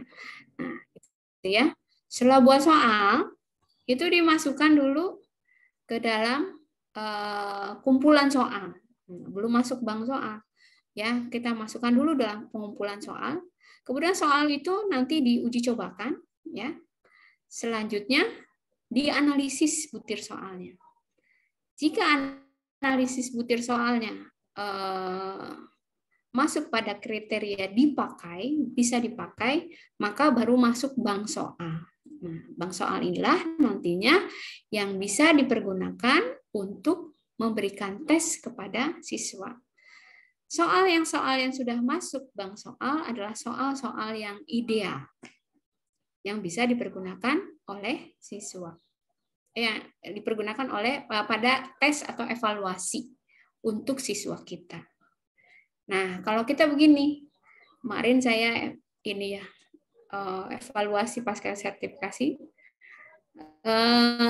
Ibu punya bank soal. Nah, ketika ditanya punya bank soal, mengeluarkan soal PTS, mengeluarkan soal US, mengeluarkan soal di kumpulan soal yang dijual di pasaran ya, di luar, seperti dari Detik, kemudian dari kumpulan soal apa, itu bukan bank soal.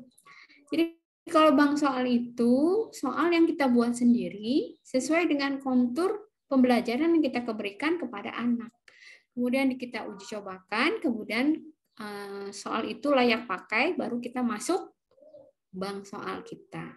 Ya, jadi pure tulisan kita, atau bisa kita ambil dari teman atau MGMP bisa, tetapi sudah diuji cobakan dan sudah layak pakai. Nah, itu penilaiannya itu. Ya, Bapak Ibu. Selanjutnya, manfaat bank soal itu pertama untuk mengetahui kekuatan dan kelemahan butir tes sehingga dapat dilakukan seleksi dan revisi butir soal. Ya. Jadi kalau butir soal yang tidak layak atau harus diganti, itu diganti dulu, dibetulkan dulu soalnya. Baru kemudian diuji cobakan lagi, lalu masuk bank soal kita. Aduh, itu pekerjaannya lama, bulan. Iya, memang lama. Insya Allah ya. bank soal itu nantinya akan bisa kita pakai selama tahun-tahun berikutnya. Karena nilai soal itu sudah mutu soal itu sudah bagus. Kita punya kekuatan di situ. Kita nggak salah treatment kepada anak. Anak saya mah jelek-jelek nilainya gini. Mungkin bisa jadi evaluasi soal-soal yang kita buat itu jelek. Emang tidak bisa dijawab oleh anak gitu. Daya pembedanya kurang bagus dan sebagainya.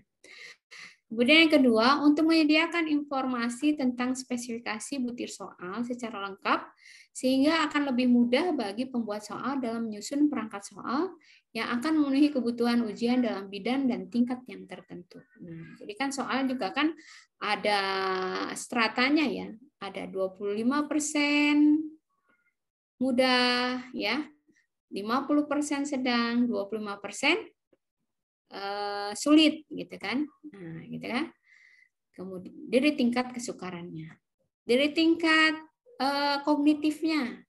Nah, berapa soal pemahaman, berapa soal proporsi soal klasifikasi ya, berapa proporsi soal penerapan, berapa proporsi soal analitik C4 ya.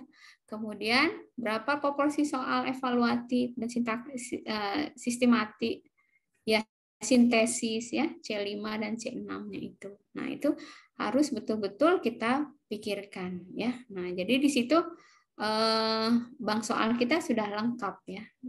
Kognitifnya bagus ya, kemudian tingkat kesukarannya juga bagus. Untuk segera dapat mengetahui masalah yang terkandung dalam butir soal ya. Jadi masalahnya itu terkadang bukan di anak tetapi di butir soalnya sendiri yang menyulitkan ya. Seperti misalnya pernyataan di atas tidak sesuai dengan Pancasila sila kesekian. Kecuali, nah itu kan ya sudah negasinya 2 kali. Itu kan juga sudah sulit ya untuk dibaca oleh siswa soalnya. Kemudian untuk dijadikan alat guna menilai butir soal yang akan disimpan dalam kumpulan soal. Ya, kumpulan soal nanti masuk bank soal.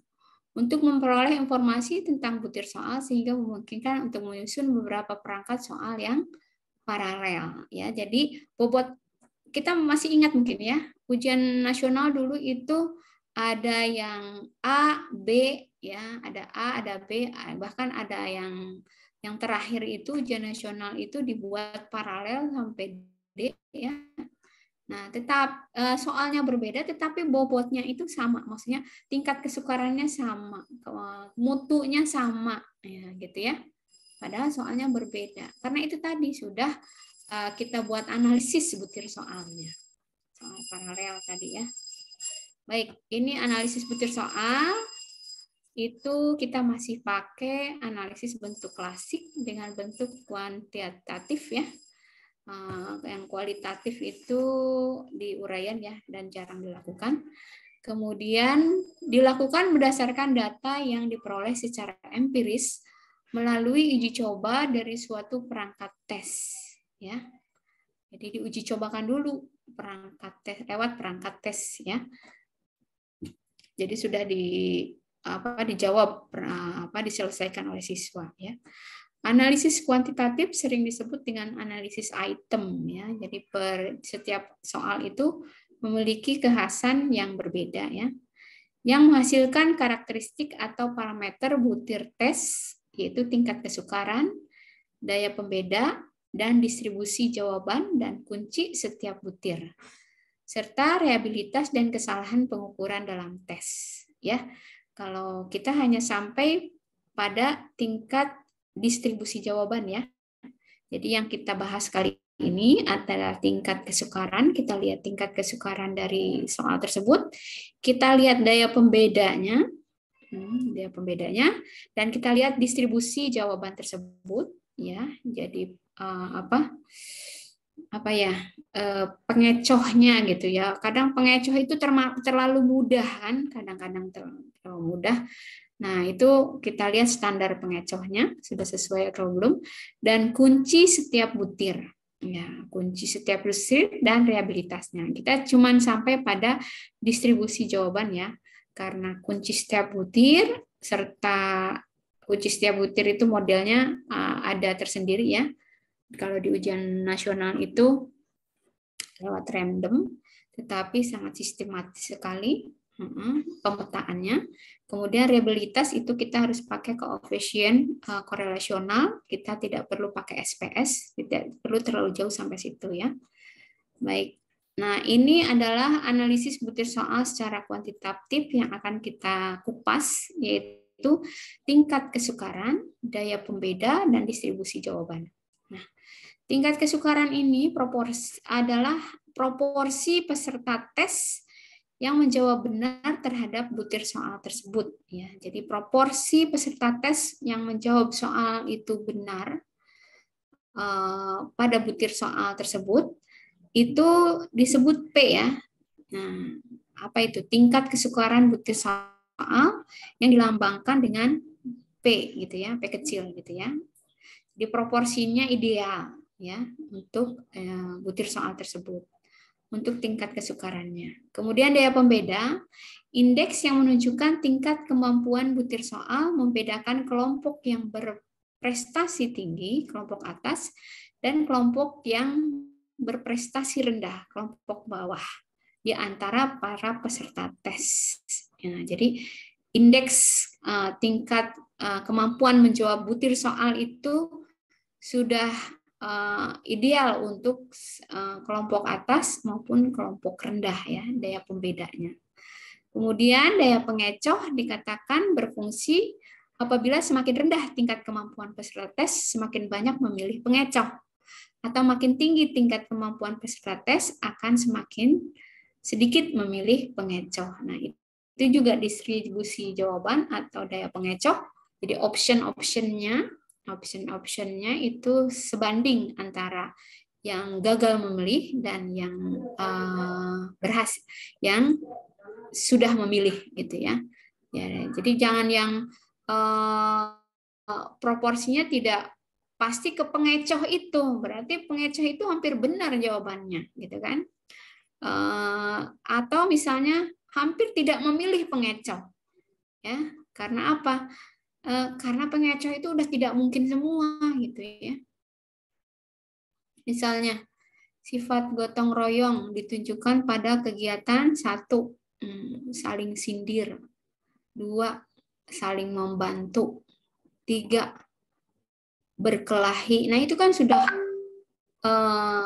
ketahuan akan menjawab yang benar karena pengecohnya itu kebalikan dari jawaban, nah, itu ya. Seperti itu. Nah, itu berarti kurang proporsional. Nah, ini Bapak Ibu, ini salah satu contoh ya. Cara membuat analisis butir soal. Nah, ini bentuknya aplikasi Excel juga, nanti saya kirim ke Bapak Ibu, tinggal ditambah saja. Kalau jawaban Bapak Ibu lebih dari 10 ya PG-nya. Di sini saya coba contoh 10 soal PG, kemudian 2 soal uraian ya. Kemudian nanti ditotalkan ya, setelah anak menjawab ya, dari 22 anak menjawab, ini ada jawaban yang terisi betul dan ada jawaban yang terisi salah. Tadi sebenarnya menggunakan soal yang tadi ya. Ini jumlahnya, jumlah soal nilai PG-nya, ini jumlah nilai uraiannya, kemudian ini adalah jawabannya ya, nilai totalnya. Maaf, nilai totalnya. Nah, sudah diketahui ya. Nah, ini ya, misalnya soalnya sudah ada, kemudian dikerjakan. Nah, hasilnya seperti ini. Nah, kemudian kita masukkan ke dalam rumus ya. Oh ya, sebelum kita masukkan ke dalam rumus, ini, kalau ini tingkat kesukaran tidak perlu kelompok tingkat kesukaran ya. Ada kelompok bawah, ada kelompok atas. Kita pisahkan dulu ya. Ini contohnya seperti ini. Ini kan rumusnya ya. Nah, kita pisahkan dulu dari yang tadi, dari yang 22 anak tadi, kita pisahkan menjadi 2. yaitu kelompok atas dan kelompok bawah. Kelompok atas adalah kelompok siswa yang menjawab benar lebih banyak dibanding dengan kelompok yang bawah. Berarti nilainya lebih tinggi ya. Nah, ini nilainya lebih tinggi. Kemudian kita petakan dalam nomor soal PG, kemudian uraiannya. Jangan lupa ini di jumlah bawahnya ya, Bapak Ibu. Maaf, ini di jumlah ya. Di jumlah 9, 10, 5 ya kelompok atas. 11 ya untuk tiap-tiap butir soal, siswa kelompok atas yang berhasil menjawab itu berapa orang. Kemudian kelompok bawah. Kelompok bawah itu yang bisa berhasil menjawab berapa orang ya, adalah dengan nilai terendah ya, terendah sampai ke tengah gitu ya. Ini yang berhasil menjawab berapa orang. Kemudian uraian di tengah bawahnya. Sudah paham ya Bapak Ibu? Baik. Nah, baru kemudian kita masukkan ke dalam rumus tingkat kesukaran. Ya. Rumus tingkat kesukaran soal PG, yaitu jumlah siswa kelompok atas yang menjawab benar, dikurangi jumlah siswa kelompok bawah yang menjawab benar. Dibagi 2 kali jumlah siswa kelompok atas. Ya. Kemudian rumus tingkat kesukaran uraian. Ya. Tingkat kesukaran soal uraian, itu kan tadi soal PG ya. Itu jumlah skor kelompok atas ditambah jumlah skor kelompok bawah dibagi jumlah skor ideal kelompok atas, jumlah skor ideal kelompok bawah. Nah, itu MEAN ya. MEAN ya. Jadi rata-rata untuk jumlah kelompok atas ya, nilai kelompok atas dan jumlah nilai kelompok bawah dijumlahkan ya. Nah, seperti itu. Nah, kemudian ini rumus daya pembeda. Rumus daya pembeda pilihan ganda ya. Yang pilihan ganda yang 10 tadi, Bapak Ibu. Jumlah siswa kelompok atas yang menjawab benar itu dikurangi jumlah kelompok bawah yang menjawab benar. Ya. Kemudian jumlah siswa dibagi jumlah siswa kelompok atas. Lalu untuk soal uraiannya, jumlah skor kelompok atas dikurangi jumlah skor kelompok bawah dibagi jumlah skor ideal atau MEAN ya dari kelompok atas. Nah, ini mungkin agak rumit, tapi sebenarnya bisa gampang dengan Excel ya. Kita buat saja rumusnya. Nah, ini soal PG ya Bapak Ibu, tadi sudah melewati rumus. Ini ceritanya ya. Sudah dibuat rumusnya di situ oleh saya, sudah dipindahkan dari sini ya. Nah, ini rumusnya ternyata diperoleh. Yang tadi yang di bawah yang tadi dijumlahkan itu per nomor ya. Nomor 1 jumlahnya sekian, kelompok atas yang jawab. Yang nomor 2 sekian. Demikian juga kelompok bawah itu ya, yang di total di bawahnya itu dimasukkan ke rumus tadi, diperoleh nilai tingkat kesukaran. Soal nomor 1 itu 0,72. Nah, ini lewat aplikasi ya. Jadi aplikasinya nanti Bapak Ibu tinggal pakai saja. Jadi sudah terjawab seperti ini, tertotal ya. Nah, kalau 0,7 itu tingkat kesukarannya itu sedang. Ya, tingkat kesukaran sedang. Kemudian untuk 0,9 itu mudah ya, mudah. Kemudian untuk daya pembeda di sini dilihat ya. Untuk yang DPK itu dapat dipakai, artinya DR itu klasifikasinya itu dapat dirubah, dan DG artinya dapat diganti.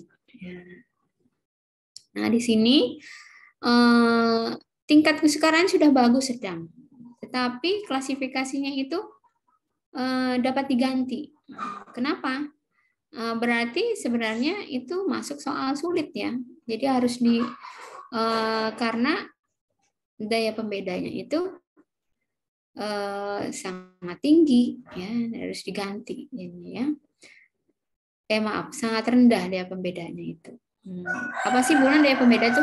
Jadi yang dijawab sama yang pinter itu lebih banyak dibanding sama yang kurang gitu ya. Nah, jadi jumlah siswa yang tidak bisa menjawab itu lebih banyak gitu ya, pembedanya. Baik, ini narasinya seperti ini ya. Ini soal uraian. Nah, narasinya istilahnya seperti ini. Istilah predikatnya bahwa daya pembeda itu bisa dipakai jika lebih dari 0,4. Nah, itu ya. Kemudian DR bisa direvisi ya. Itu 0,2. DG diganti itu 0,19. Nah, tingkat kesukaran itu hasilnya lebih besar jika lebih kecil dari 0,29, itu berarti sukar. Jarang siswa yang bisa jawab. Kemudian sedang itu hasilnya 0,5 sampai 0,75. Jika mudah, jika hasilnya 0, di bawah 0, lebih besar dari 0,76. Jadi 1 itu sudah banyak siswa yang jawab ya. Jadi soalnya masuk soal mudah. Ini soal uraian tadi dapat nilainya. Nah, kita tinggal checklist ya. Kelas atas itu 47, kelas bawah 45. Nah, kita masukkan ke gampang sekarang mah ada aplikasinya ya. Tapi kalau mau pakai rumus di Excel bikin sendiri bisa lebih mudah ya. Baik. Nah, ini terakhir distribusi jawaban. 5 menit lagi ya Bu Dewi. Distribusi jawaban. Rumusnya jumlah siswa yang menjawab daya pengecoh dibagi jumlah siswa yang opsional pilihan. Nah, jumlah siswa dikali option pilihan ya. Jadi jumlah siswa yang menjawab daya pengecoh dibagi jumlah siswa dikali option pilihan. Option pilihan itu misalnya ada 4 option pilihan pengecohnya misalnya. Nah, berarti seperti itu ya. Nah, perlu diingat bahwa setiap pengecoh diharapkan memiliki daya beda negatif. Artinya, suatu pengecoh diharapkan lebih sedikit dipilih oleh kelompok tinggi dibandingkan dengan kelompok bawah. Atau daya beda pengecoh tidak lebih besar dari daya beda kunci jawaban setiap butir soal. Ya, daya pengecoh, tetapi juga daya pengecoh itu tidak terlalu mudah juga tidak terlalu sulit gitu ya.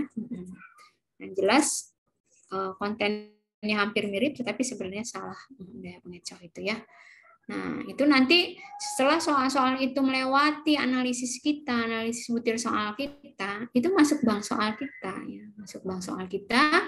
Yang nantinya kita tinggal pilih saja mana soal yang mudah yang 25% berarti kalau misalnya soal 50 untuk US soal yang mudah itu yang mana di kelas 7.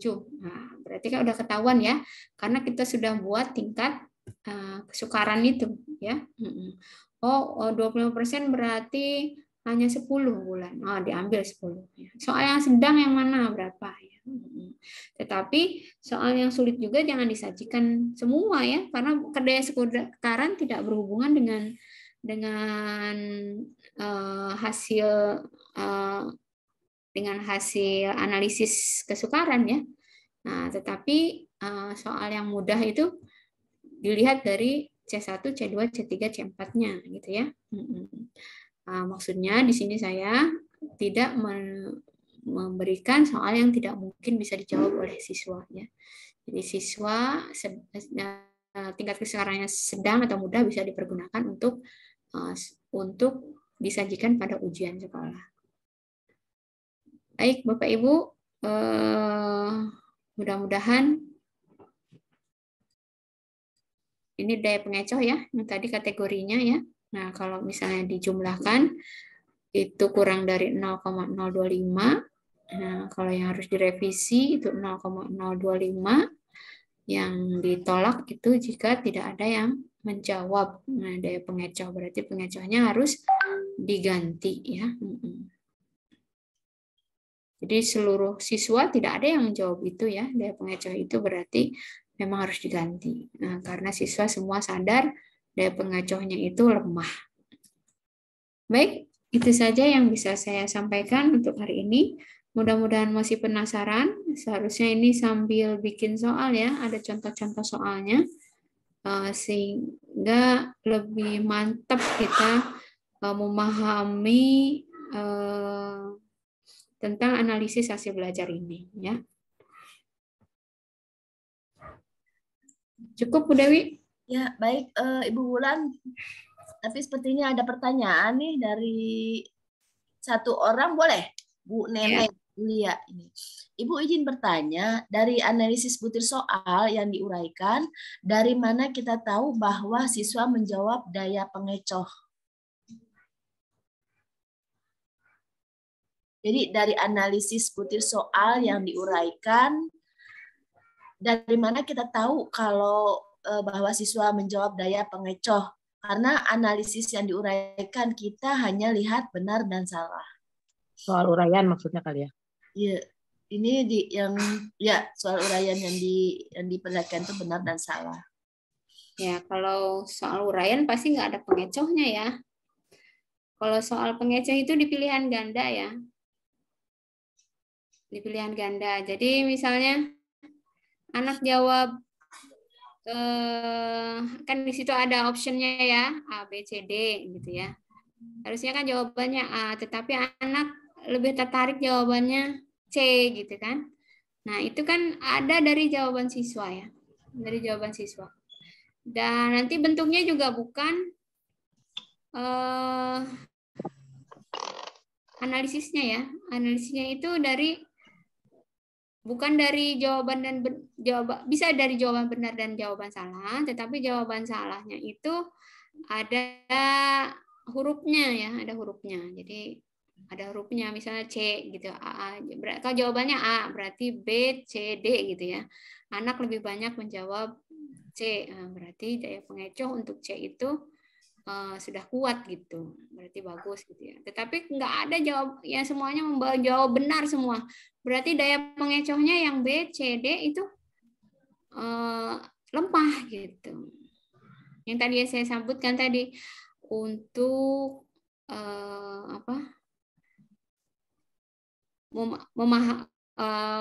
memahami nilai-nilai Pancasila khususnya gotong royong, biasanya kita harus melakukan apa? Misalnya berkelahi, membantu orang tua, 3 ya misalnya bertengkar. Ya. Jadi daya pengecohnya itu kebalikan dari jawaban gitu. Kebanyakan sih anak SD agak susah ya daya pengecohnya, karena kalau terlalu sulit juga daya pengecoh juga nggak boleh juga gitu ya. Nah itu. Ya, baik. Gitu. Bu Ulan, Bapak Ibu, sebelum kami tutup ya, karena berhubung waktunya sudah sore dan saya khawatir Bapak Ibu belum ada yang sholat asar ya. Ini untuk satu kali penanya saja ya Bapak Ibu, dari Ibu Ade Suhartini, bahwa soal pilihan ganda, adakah indikator untuk jawaban pengecoh itu sendiri? Ya, ada lah pasti ya. Di sini ada teman saya, Putri nih. Putri bisa jawab nggak, Putri? Gimana Bulan? Iya, gimana sehat Putri? Iya, ini juga pembicara tingkat kabupaten juga ini. Gimana Putri yang buat Bu Ade? Kalau saya ya Bulan, saya karena guru matematika, saya mengacunya di pelajaran matematika gitu. Jadi kalau misalnya saya memberikan soal hitungan gitu, terus di pilihan gandanya, saya harus menyiapkan ketika misalnya rumusnya harusnya dikali gitu. Jadi saya harus menyiapkan dia menghitungnya dibagi. Kalau dibagi berarti hasilnya ada. Terus atau ditambah hasilnya ada, dikurang hasilnya ada. Jadi ketika anak memang tidak terlalu paham, pasti dia akan memilih jawaban yang bukan dikali gitu, harusnya dikali. Tapi karena dia ingatnya dibagi, jadi dia pilihnya yang dibagi. Kalau saya kriteria pengecoh itu kurang lebihnya seperti itu. Iya. Itu Bulan. Iya, dari aneka rumus yang disajikan ya, jadi berbeda-beda ya. Ada kali, bagi, jawabannya ada semua gitu. Sementara ini sebenarnya diapain sih gitu kan ya. Tapi kalau dia udah ngerti kontennya, ngerti materinya, ngerti rumusnya yang sebenarnya, pasti dia akan menemukan jawabannya gitu ya. Betul. Ya, betul ya. Kadang kalau di IPS itu ini ya, undang-undang nomor ya, yang dituju itu 22, tapi dia mulai dari nomor 21 ya. 21, 22, 23, 24 kayak gitu ya. Itu kan hampir mirip semua ya. Kalau daya ingatnya kurang pasti dia akan memilih, bisa jadi memilih yang 23 atau 24. Nah, gitu ya. Nah, karena mirip tadi. Ada banyak, Bu, tapi kita masuk sesi yang baru itu. Namanya sesi menyusun soal hot, gitu ya. Kalau dulu pernah tuh seperti itu ya, Bu Dewi ya. Iya. Menyusun soal hot, gitu ya. Itu daya pengecoh merupakan bagian dari teknik atau strategi kita dalam menyusun soal. Demikian, Bu Ade. Ya, baik Bapak, Ibu. Mohon maaf kalau diikutin terus, ini memang nggak ada habis-habisnya ya. Sepertinya memang menarik untuk materi hari ini. Tapi mohon maaf karena waktu di penghujung itu sudah tiba, jadi saya minta untuk Bu Ulan langsung di closing untuk statementnya. Baik, terima kasih. Terima kasih Bu Tri tadi jawabannya ya Bu Tri. Baik, Bu Dewi.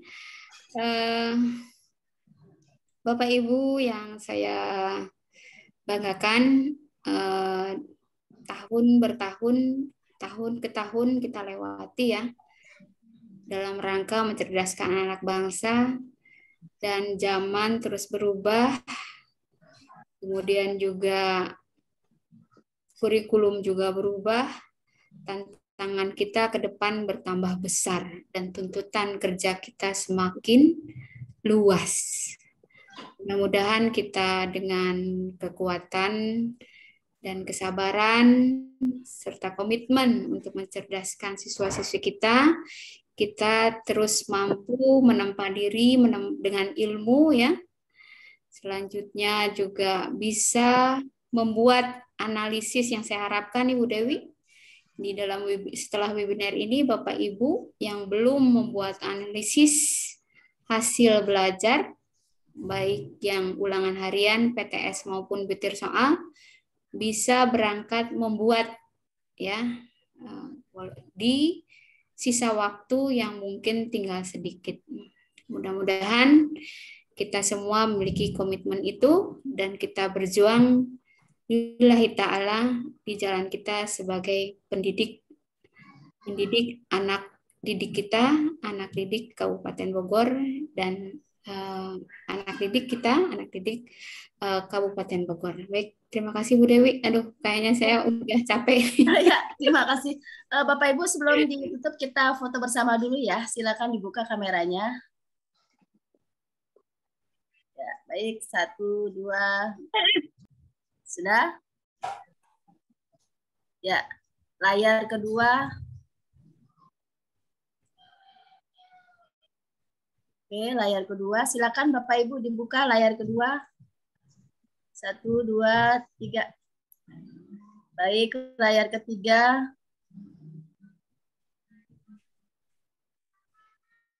Ya. Demikian Bapak Ibu, terima kasih atas kebersamaannya hari ini dan semoga materi yang disampaikan oleh Bu Dr. Ulan Windaningsih ini sangat bermanfaat untuk kita semua dan dapat kita implementasikan di lapangan di sekolah kita masing-masing. Saya akhiri, wabillahi taufiq wal hidayah. Wassalamualaikum warahmatullahi wabarakatuh. Waalaikumsalam warahmatullahi wabarakatuh. Terima kasih Bu, izin ya. Hati-hati yang di jalan. Selamat pulang. Cuaca sudah hujan nih di sini nih. Cuaca sudah hujan.